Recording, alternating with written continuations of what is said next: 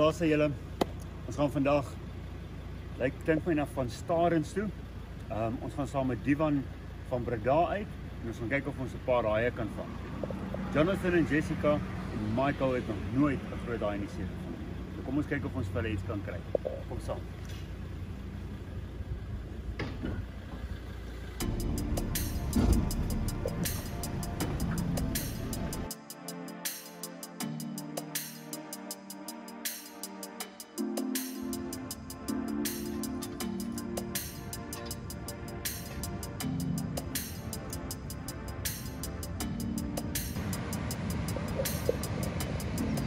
Staan nie saam met Divan van Breda. Divan, dis jou speelplek hier. Ja. Jy ken hierdie plek, jy vis hom baie.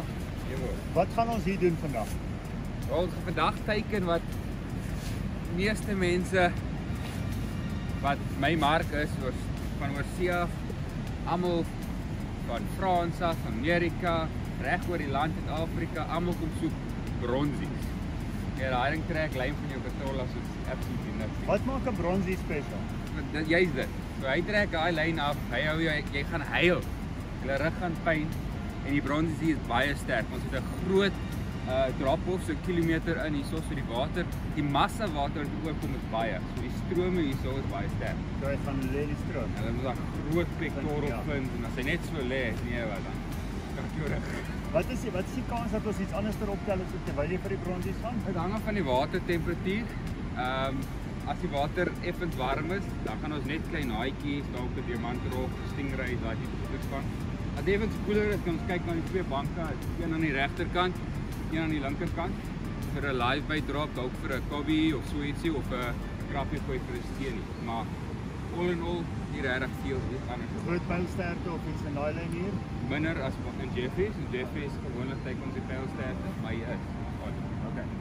Okay. Kom ons vang 'n bronsie saam met Divan.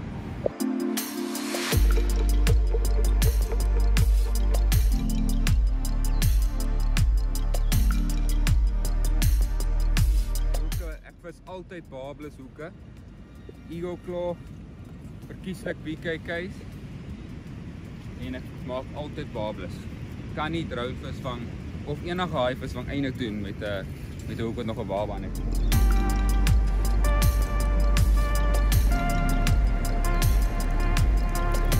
So nou as ek die drone gebruik, ek ken nou die plek want ek hengel die laaste paar dae hier, maar ek kyk gewoonlik vir 'n rippie. 'n Rip is waar soos daar is amper soos 'n sterk stroom vir daai wat nie weet nie. Nou kyk ek vir 'n rippie, want nou weet ek as ek my aas sit in daai rip, dan gaan al daai reuk van die aas saam met daai rip uitgaan. En dan gaan die reuk van die aas jou moontlik ver travel. En dan gaan die haai gaan dan teen daai rip opswem en die aas kom soek. So dis ook wat lekker is van my swaalpro met die kamera. Kan ek mooi sien, ek gaan nou leer omdat daar 'n foon naby is, maar kan ek mooi sien waar die rips is.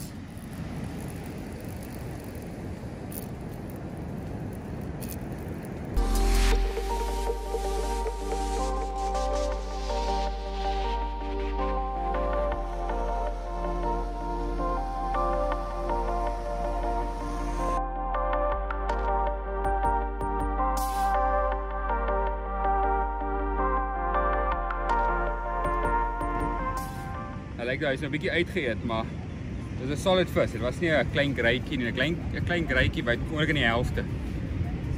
Hierdie was definitief 'n bronsie trek. So hulle is hierso. Ons moet net nog geen konwins om weer te eet.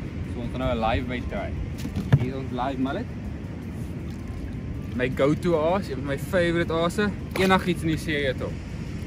So as jy hom drop dan enigiets kan jy hak so. Altyd 'n lekker ding. Nooit te weet wat jy gaan hak nie. So, dink 'n laaste koffietjie voor die aksie gaan begin. Wat Divan sê, hy sit die aase uit, vat dit redelik ver uit. Daar's 'n ripkarrent wat loop. So as die sandhaai en die ander aas nou daar binne lê, dan trek die geur nou so af met die stroom. En die bronsies kom op met die stroom. So dit vat so 'n tydjie vir die aas om te settle, bietjie die geur in te sit in die water. En dan begin hulle opkom. Nou die eerste een was nou hier gewees. En ons het 'n tyd gehad, maar hy het hom nou nie heeltemal geëet nie. So hulle proe nog. So ek dink die tyd begin nou reg raak, is op die oomblik hoogwater. En ons is op die regte tyd hier. Dis nou so 8 uur. En ons die aase is uit. Dis reg, ons is opgewonde. Ek het nou die mallet geriek in 'n manier wat hy lekker lank lewendig bly. So hy's nêrens gepenetreer nie. Hy's net bo die oogies met 'n cable tie. En 'n stukkie spons vooraan om 'n bietjie die staal ligter te maak. En dis 'n vinnige groeiende vis. Jy mag 50 hou van hulle 'n dag. So al is hy dalk lewendig en dit lyk bietjie inhumane. Hulle is maar so sardiens, jy weet, daar's baie van hulle en hulle sexually mature baie vroeg. So hulle lewens, their lifespan is very short.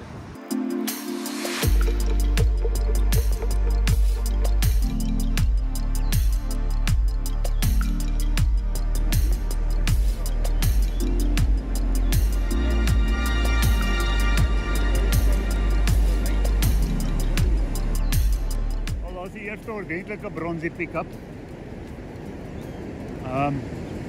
op 'n Santai gearbox. Mooi opgetel. Nie massive nie. Maar 'n mooi vis.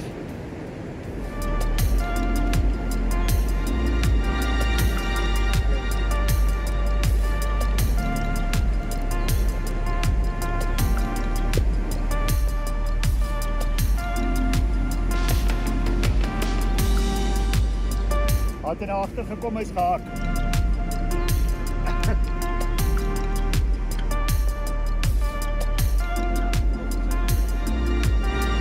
Gang.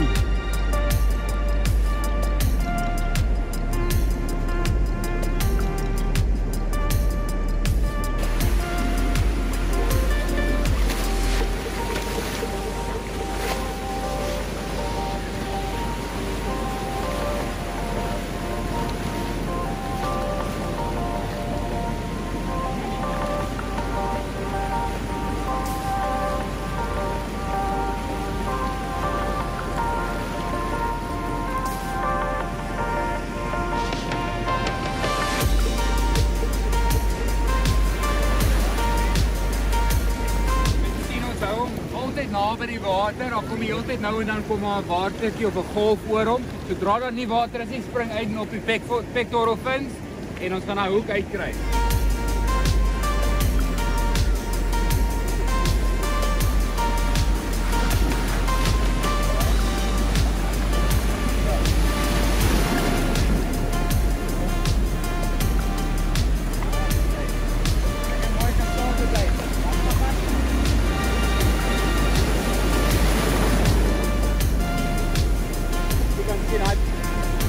Jy kan sien hy bronties swem weg, baie mooi gesond.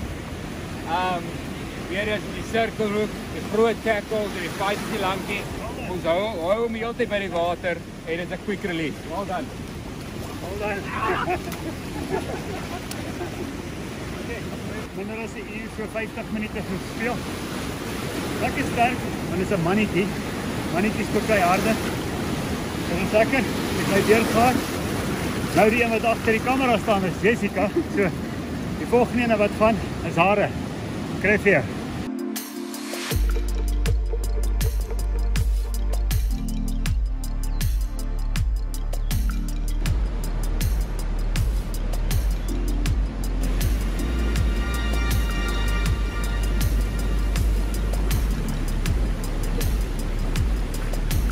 Die sirkelhoek het hom in die kant van die bek, so ons kan maklik die hoek uithaal en die vis kan terugsit. Kyk op perfek in die kant. Wie kyk, beste hoek nie, maar kyk hoe maklik is daai hoek uit. Nou sy pragtige mooi visie. Alright, kyk die squeaky.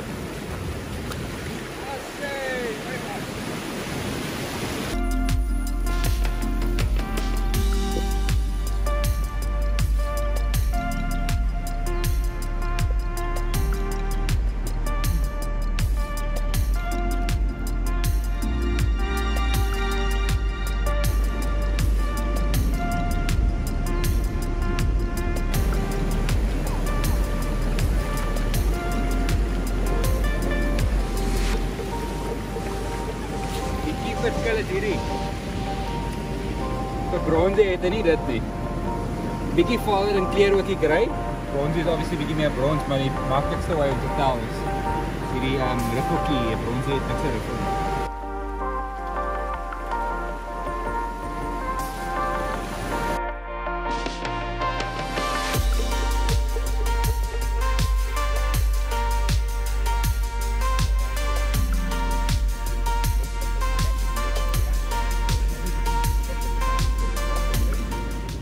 Alright, so daar's twee dinge wat vandag baie moeilik gemaak het. Een is die water is baie warm in Jeffreys PE area nou vir maande lank.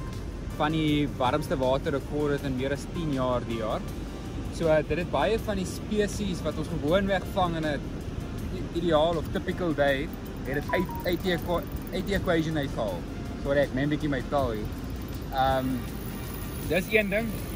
Die tweede ding wat dit moeilik gemaak het. Die tweede ding wat vandag moeilik gemaak het, daar was 'n moerse klomp sardine activity die laaste 2 dae. En gister was daar rugby velde vol. Daar spring, what jumped there? Something jumped. Watch someone's rod there. Do something massive jump. Sorry. Wat ek sê. Well, was rugby velde vol sardine activity. En nou wat gebeur het is daar so baie sardine activity naby die kant kom. Trek dit al die vis wat die banke patrol vir sandtaaie en vir lewendige hardes, trek dit sardiens, want sardiens is baie nutritious. So dit is regtig ietsie wat vir hulle baie maklik is om te eet en dit gee vir hulle baie energie. So dit trek letterlik al die vis weg van die kant af. En vandag is daar niks as sardine activity nie. So daai vis is almal saam met daai sardiens diepsee toe. En dit het nou regtig vandag moeilik gemaak, maar ons het aangehou, ons het die regte haas, geweet ons het die regte haas, geweet ons op die regte plek. Ons het letterlik net gewag vir die windows en ons het 2 visse aangekry, 1 geland sover en ek is redelik seker ons gaan hierdie ook kry. Ja, gaan die kar. Nou, hy's 'n wat sê man 'n marmelkar. Okay, Johnny, hy's amper op die kant. Well done. Dankie tog.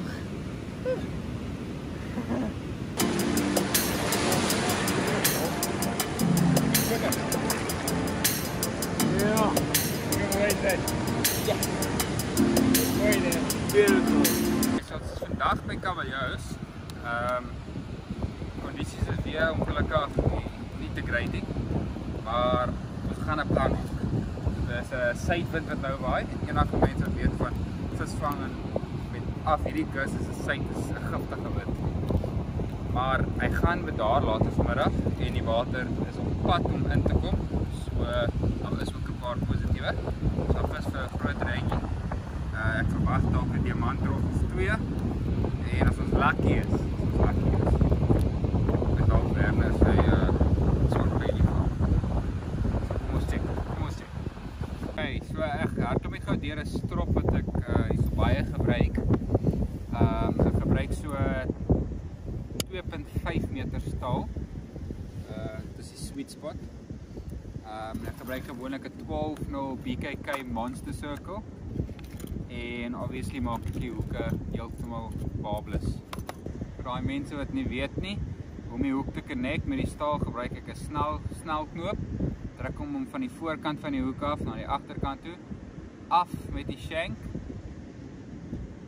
En dan wrap ek net die lang stukkie om 5 keer. En dan die belangrike deel is om hierdie van agteraf deur te druk. Baie belangrik.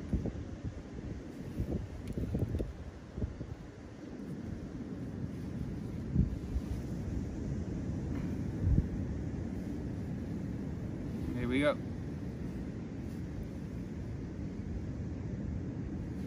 Met die swivel doen ek 'n gewone figure 8.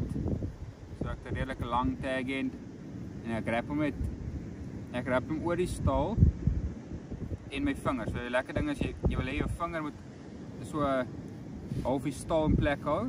Die tweede end moet half parallel loop met die ander staal. En dan wrap jy net die tag end om die vinger en die staal 3 keer.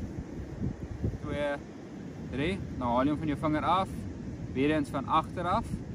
Nou belangrik met hierdie knoop is moet jy nou net styf trek nie. Vou hom uit. En as jy hom uitvou, dan moet jy ietsie soos dit kry. En dan, die ander belangrike ding is, trek hom eers styf. Moet hom nie aftrek nou nie, want dan gaan hy jou staal krinkel. So jy wil eers hierdie knoop styf trek. So, dat hy nou half is wat ek wil hê hy moet wees. En dan gebruik ek my duim en my vinger net om af te gelê. Dan gaan hy staal perfect by. Niks se krinkel nie. Voilà.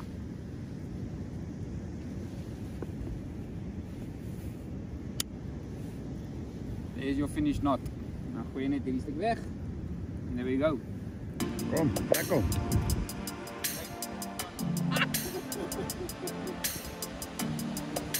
Mike, cowboys don't cry. Yes, Cowboys don't cry. nie cowboy. Ek is in Kempton groot geword. Presies, jy kan die cowboys lesse gee.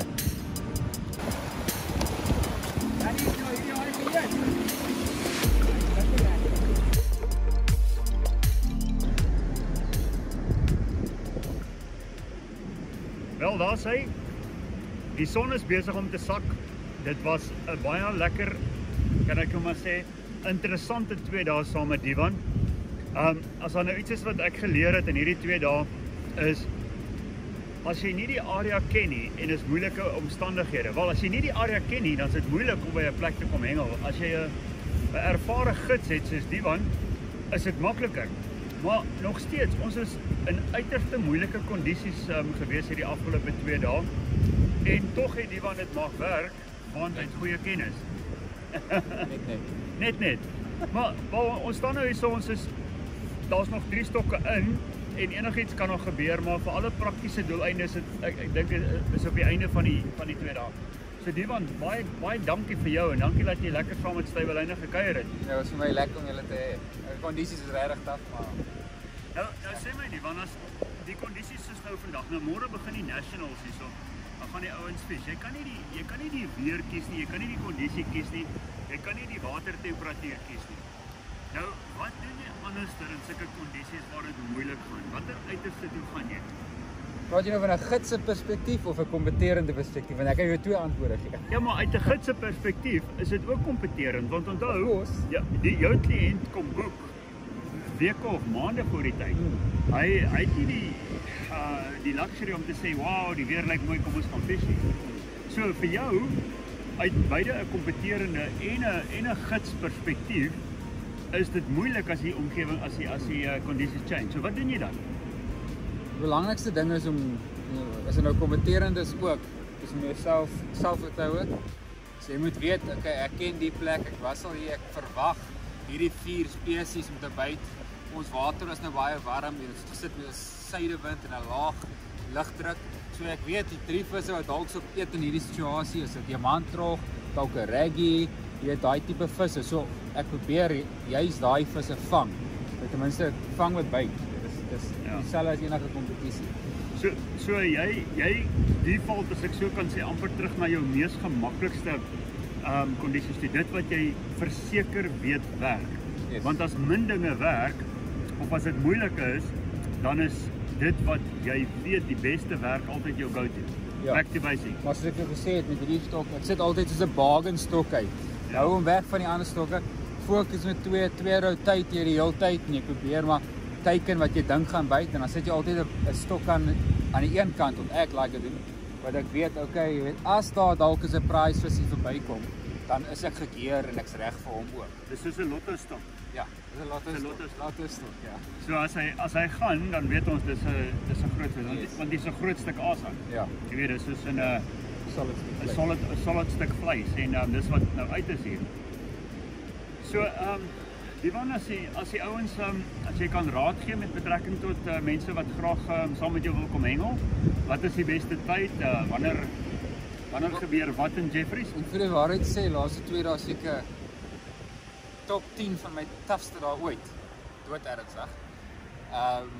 Suid, warm water, dit was taaf, maar oor die algemeen kan jy maar amper jaarliks vis in Jeffreys.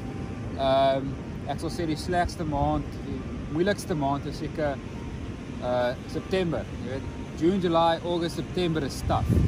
Although jy kry meer eetvis dan, so as okay, kom ek sê maar net as jy nou wil eetvis vang, dan kom ons kyk, dan kyk jy na June, July, August, Oktober.